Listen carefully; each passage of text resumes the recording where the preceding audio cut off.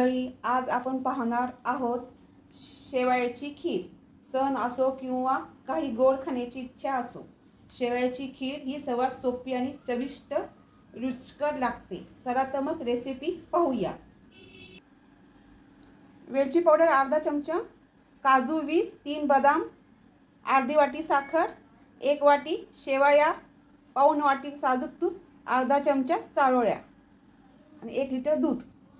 गॅसवर कढई ठेवली आहे. कढईमध्ये दूध घेतलं आहे 1 लिटर. गॅस चालू केला आहे लायटरनी. गॅसवर एक कढई ठेवली आहे, मीडियम गॅस ठेवला आहे आणि 1 चमचा तूप घालूया. काजू घालूया आणि बदाम. आता चारोळ्या घालूया. छान रंग आलाय काजू बदामचा. एका डिश मध्ये हे काढून घेऊया आपण. परत एकदा 1 चमचा साजूक तूप घालू आपण.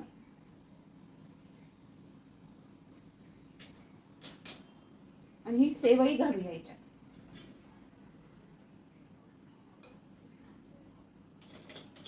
आणि ती भाजूया. थोडीशी 1 मिनिट भाजून घ्यायची आहे. यानी रिचपणा येतो आणि चव पण छान येते. आता आपण गॅस बंद करूया. एका ताटामध्ये काढून घेऊया.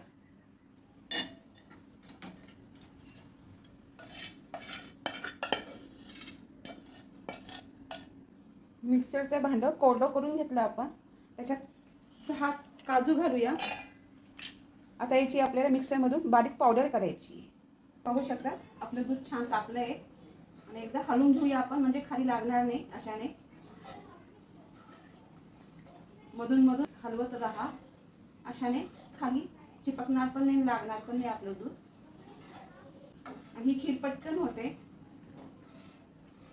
कोणी पाहुणे आले, कधी इच्छा झाली गोड खायची तर, आणि खायला पण खूप मस्त लागते.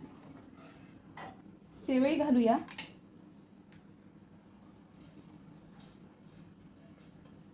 हलवून घेऊया चांगले. दुधाला एक छान उकळी पण आली होती आणि त्याच्यानंतर आपण सेवया घातल्या होत्या. सेवई चांगली शिजली आहे मस्त. बघू शकता तुम्ही, जास्त करू शकता. आपण साखर घातली आहे. आता ही काजू पूड घालूया. काजूची पूड दुधात घालूया आणि परत एकदा हलवून घेऊया. जसे जसे दूध आपलं थोडं घट्ट होईल तशी तशी खीर आपली दाटसर पण येईल. आणि वेलची पावडर आपल्याला फक्त 10 मिनिटं लागले. 1 मिनिट आपण शिजून घेऊया. म्हणजे सगळे ड्राय फ्रूट्स, साखर सगळं मिक्स होऊन जाईल. आवाज इतका मस्त आला ना, खूपच भारी आला. काजू पावडर घातल्यामुळे त्याचं टेक्स्चर छान झालं. छान खीर झाली आपली. आता आपण गॅस बंद करूया. 1 मिनिट पण झालाय. तुम्ही बघू शकता. जसं जसं आपली खीर थंड होईल ना, अजून घट्टपणा येऊन जाईल. एक वाटी घेतली आहे, त्याच्यात आपण खीर घालूया.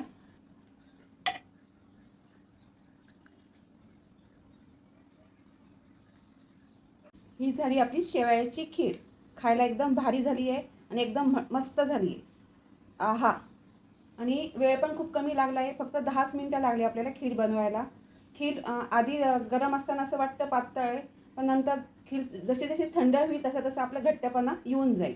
काजूची पावडर घातल्यामुळे दूध ना एकदम दुधाला अशी टेक्स्चर येतं आणि चव अशी छान लागते. अशाच नवीन नवीन रेसिपीज पाहण्यासाठी आमच्या चॅनलला सबस्क्राईब करा, लाईक करा, तसेच कमेंटमध्ये नक्की सांगा. धन्यवाद.